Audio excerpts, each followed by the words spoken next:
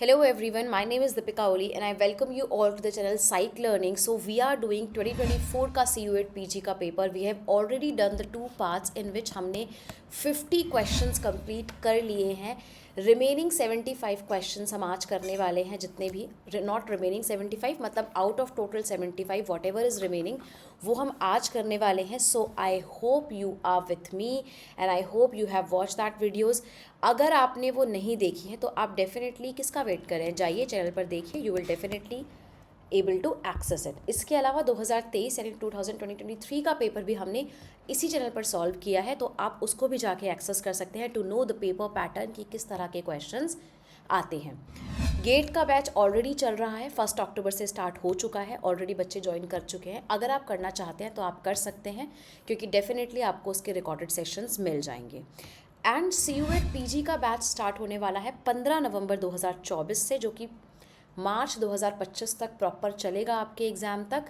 तो अगर आपको CUET PG का बैच ज्वाइन करना है तो आप कर सकते हैं, क्योंकि उसमें डिटेल अंडरस्टैंडिंग्स होंगी सारे टॉपिक्स की, पॉइंट्स की, hand written notes, made PDFs and last year PYQs, mock test, everything will be provided. So if you want to join in, do let us know.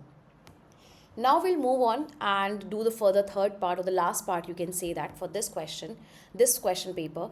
Question 51 is that an action potential is accompanied by what?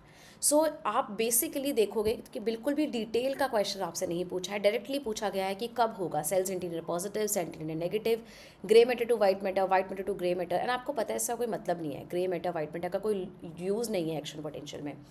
तो हम ये समझते हैं कि जब potential resting potential में होता है तो इंटीरियर जो सेल होता है वो थोड़ा सा स्लाइटली नेगेटिव होता है. तो अगर जो सेल का इंटीरियर है वो पॉजिटिव हो जाए तो आपका एक्शन पोटेंशियल हो जाएगा. That means A option. Question number 52. Ravi believes that कि जो एक्सपीरियंस हैं थ्रू आउट हिज लाइफ वो कॉन्टीन्यूअली उसकी पर्सनैलिटी को चेंज करते हैं. तो कौन से थ्योरिस्ट हैं जो रवि से अग्री नहीं करेंगे? आप देखो इन सबको हाईलाइट किया है, it's do not agree with it. कौन से ऐसे पर्सन हैं? डेफिनेटली सिगमंड फ्रॉइड, बिकॉज वही कहते हैं ना कि बचपन में जो बन गया, it is very less changeable. Then question number 53. Match the following, very interesting. Nominal data क्या होता है? नॉमिनल डेटा के मतलब सबके डेटा टाइप्स लिखे हैं. तो nominal data is basically diagnostic of mental disorders. अगर आप देखोगे तो डायग्नोस्टिक ऑफ मेंटल डिसऑर्डर से 1 2 3 4 5 में डिवाइज्ड है. तो ऐसा तो नहीं है ना कि पहला जो डिसऑर्डर है वो ज़्यादा कम सीवियर है, आगे वाला ज़्यादा है. There is no series like that, सिर्फ उनको नंबर दिए हैं. तो this is nominal. Then we have ordinal. So ordinal में होगा आपका division of people on the basis of socio economic, कि आप लोअर ग्रुप हो, आप अपर लोअर हो, आप मिडिल हो, आप अपर मिडिल हो. अब एक्चुअल में आप देखो मिडिल या अपर मिडिल में कितना डिफरेंस है, कुछ भी हो सकता है, कम ज़्यादा. लोअर या मिडिल में कई बार 50 का, कई बार 100 का भी डिफरेंस हो सकता है. तो सिर्फ एक ऑर्डर फॉलो कर रहे हैं, they are not specific differences उनके बीच में नहीं है. Then you have interval which is basically your measurement of temperature on centigrade, because interval में होता है कि हाँ 1 के बाद 2 डिग्री 3 डिग्री बराबर इंटरवल्स होंगे. एंड रेशियो है मेजरमेंट ऑफ वेट, जिसका एब्सोल्यूट जीरो वैल्यू होता है. So these are the example. Very interesting question. ये एग्जाम्पल्स दिए हैं आपको किस फॉर्म में? एग्जाम्पल्स के फॉर्म में आपको पूछा है, नॉर्मल डेफिनेशन नहीं पूछी है आपसे. तो this will comes out to be your second option. Then question number 54. Raghu was walking along the river when he was bitten by a snake. उसको सांप ने काट लिया. अब उसे सांप से डर लगता है, नॉट जस्ट सांप से, जबकि वो नदी के पास भी जाता है तो उसे डर लगता है. तो इस बेसिकली दैट कि उस जगह से भी उसकी कंडीशनिंग हो चुकी है. तो अगर आप इसका आंसर की देखोगे तो अगर आपने क्लासिकल कंडीशनिंग या ऑपरेंट कंडीशनिंग भी टिक किया है तो दोनों ही सही है, बिकॉज कहीं ना कहीं उसको ऑपरेंट कंडीशनिंग में तो उसका कंडीशनिंग हो गया ना, उससे मतलब बेसिकली एवर्जन या नेगेटिव रिस्पॉन्स कनेक्ट हो गया. तो दोनों ही ऑप्शन CUET PG या NTA ने जो है वो सही बताए थे. Then 55 question. Mean, median, mode और वेरिएबिलिटी का मेजर्स क्या क्या होते हैं? सो मीन है average, very simple direct question. Then your median is actually the center point, the point above and below which lies 50% of the score. Then you have mode, which is the value repeated maximum number of times in a given series. Then we have variability. So variability का क्या है? The extent of individual differences around the central tendency, कि central tendency से कितना ज़्यादा दूर लोगों के मार्क्स आए हैं, that is variability. That's it. So mean, median, mode is frequency and variability is central tendency. Very simple.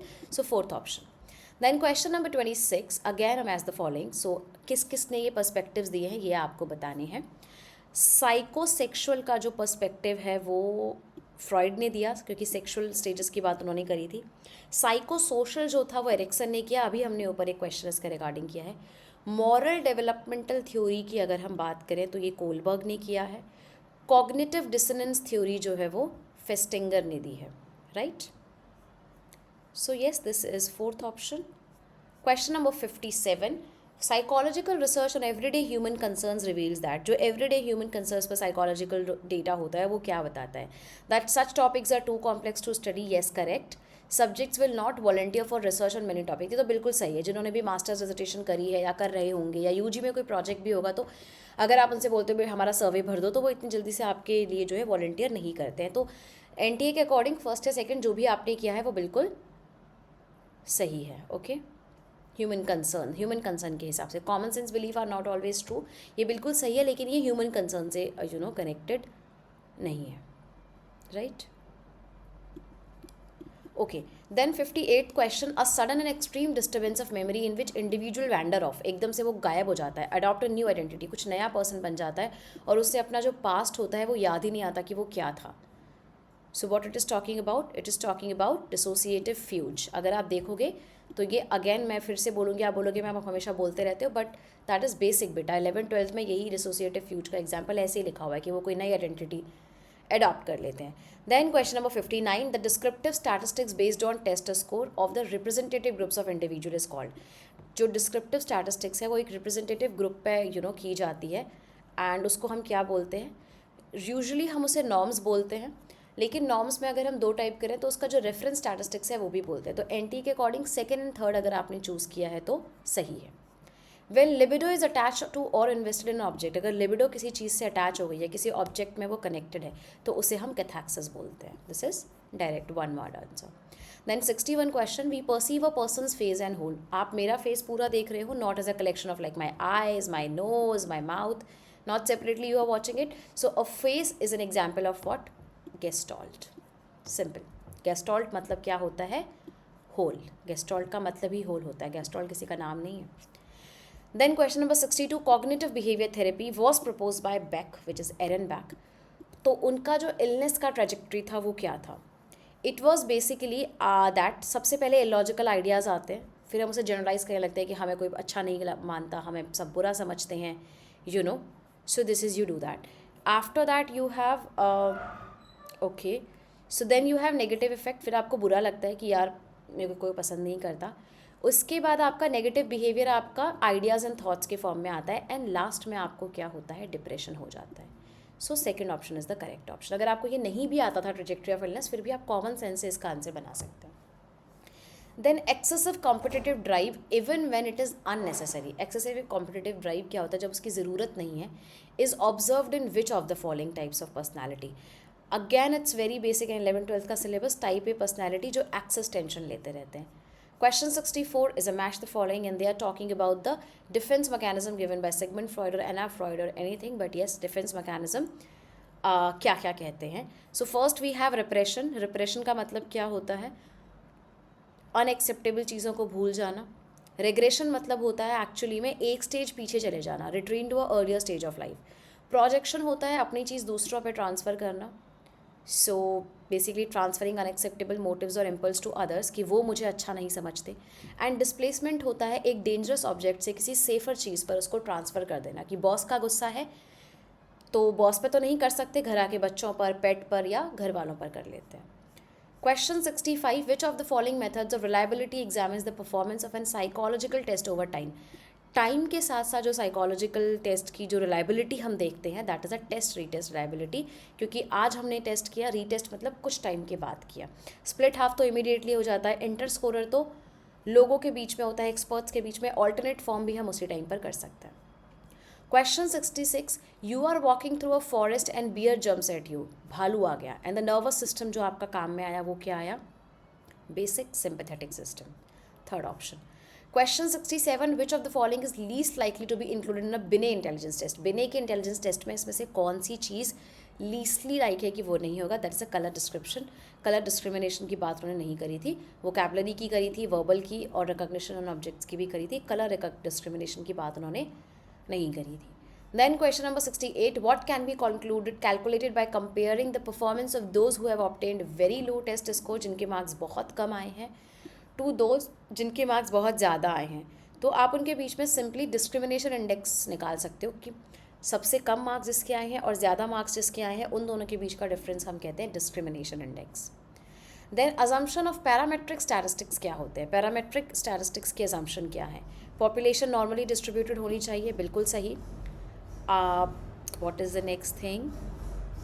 Variable should be measured in interval and ratio scale, बिल्कुल सही. इंटरवल या रेशियो स्केल की ही हम इसमें बात करते हैं. There should be many outliers, no. Outliers हमारा नॉन पैरामेट्रिक यानी नॉन जो जिसमें डिस्ट्रीब्यूशन नहीं है उसमें हम करते हैं. Data should be based on probability sampling, yes. Probability sampling वही फर्स्ट क्वेश्चन था, नॉर्मल डिस्ट्रीब्यूशन. जब हम करते हैं तो हम ये एज्यूम करते हैं कि हमारा डेटा जो है वो प्रोबेबिलिटी सैम्पलिंग से आए. तो A, B and D first option is correct. Question 70, which of the following parts of a television system is analogous to a dendrite? कौन सा टेलीविजन सिस्टम जो है वो डेंड्राइट की तरह है? अब वही है कि आपको ये आता है कि आप टेलीविजन सिस्टम क्या होता है, तभी ये आपको आएगा. So it's basically like your TV set antenna, because antenna की तरह ही ये सारी इन्फॉर्मेशन सबको भेजता है. Okay, great. Then question number 71, what kind of intelligence represent the accumulation of abilities gained through formal and informal instructions? Formal या informal किसी भी तरह से इंस्ट्रक्शन से अगर आपने कोई एबिलिटी एक्यूमुलेट करके रखी है तो उसे हम कहते हैं क्रिस्टलाइज्ड. इसको याद करने का तरीका मैं हमेशा रखती हूँ, क्रिस्टलाइज मतलब वो क्रिस्टल फॉर्म्स में हमें लर्न है चीज़ें. That is your crystallize intelligence, right. Then the behaviour of avoiding a noxious stimulus by responder is called. अगर आपको कोई नॉक्शियस स्टिमुलस को अवॉइड करना है रिस्पॉन्डर्स को, उसके लिए तो आप क्या करोगे? आप what you will do? You will do avoidance learning. Okay, yes, correct.